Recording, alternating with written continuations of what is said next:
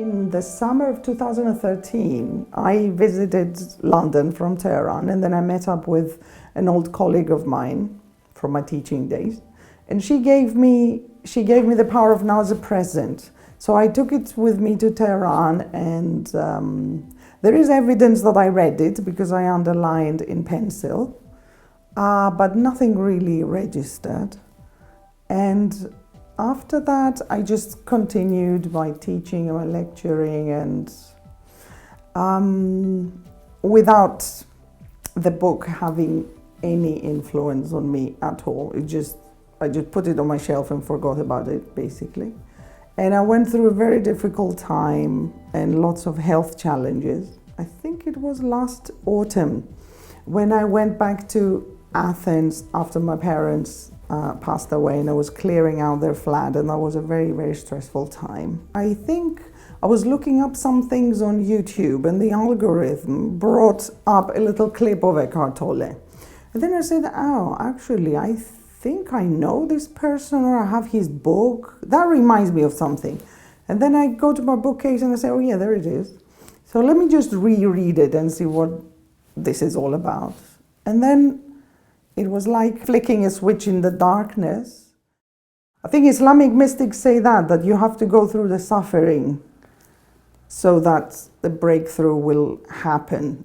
There's no need for anything to happen if you're just cruising along. Something horrible, or maybe a series of really hard events will happen to bring you to the point where you will say, oh my God, I really can't put up with this anymore. Like he did, like Eckhart Tolle did when he had the epiphany. My parents died about 8 years ago, and they died within 40 days of each other. That was hard. And I was in Tehran then, and I traveled back to Greece twice for their funeral. That was, I think that was a bit of a shock. And I think lots of things started unraveling after that, kind of health issues. I had a very difficult relationship with my mother, and she died without having made peace, basically. But I know she was unhappy until the end of her life. So my mother is somehow, or maybe, the image I have of my mother is of a person who knew things were wrong, but she was not able to work through them and resolve them. So in a way, I suppose it goes back to my previous point, that something has to happen, something really, really difficult has to happen so that you will see the light. So somehow I said, that is not right, that you'll go through all your life in pain, in, physical and psychological pain, and die with this pain, and actually leave the pain for your child to deal with. And,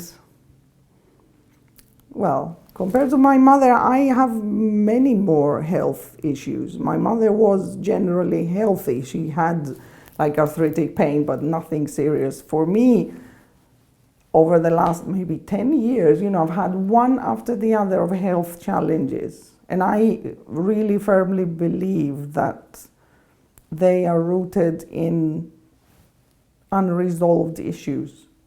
So somehow, and then the latest one was 2 years ago when I was told I probably have liver cirrhosis. So I don't even know if that is true. I think it probably was a wrong diagnosis, but I believe that this was maybe, if you like, the last message, and say, okay, if that is true, that means I need to work with it. Because you see, in traditional medicine, liver is the seat of anger. This is where anger is stored. I think the most important change has been that disengagement from the future. The feeling that, I should be doing something with my life. Where is this going to go? I'm a writer as well. I'm writing a memoir. So I've been thinking a lot, oh, if I write this, how is this going to be received? Will people like it? Will people hate it? Whatever. What is everybody going to think? Blah, blah. This is something in the future. The now is, now I feel I should write this particular, whatever, memory, story, whatever it is. Now I want to do this. What is going to happen in the future is, first of all, is out of my control. It may never happen.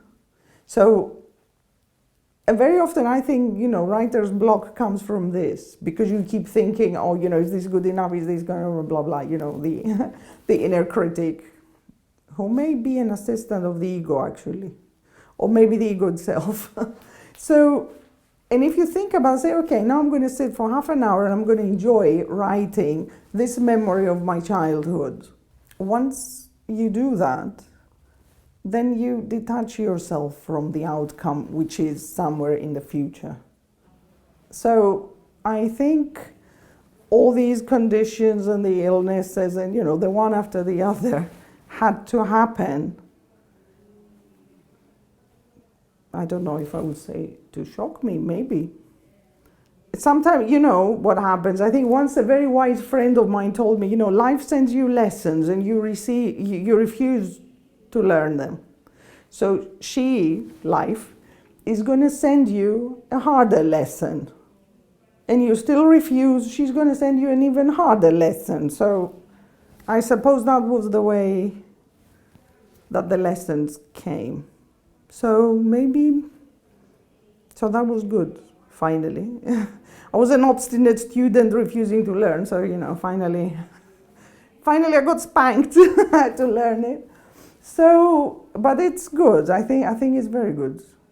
That's why. And there is a I think it's a mystic poet, a Persian mystic poet. I don't know who it is, and he says any present that comes from God is good. And I think this is mentioned in different writings as well. Everything that comes is for the good. At the moment, it looks really bad and it looks awful. If you push through it and you come out the other side, it will become obvious that it was a good thing.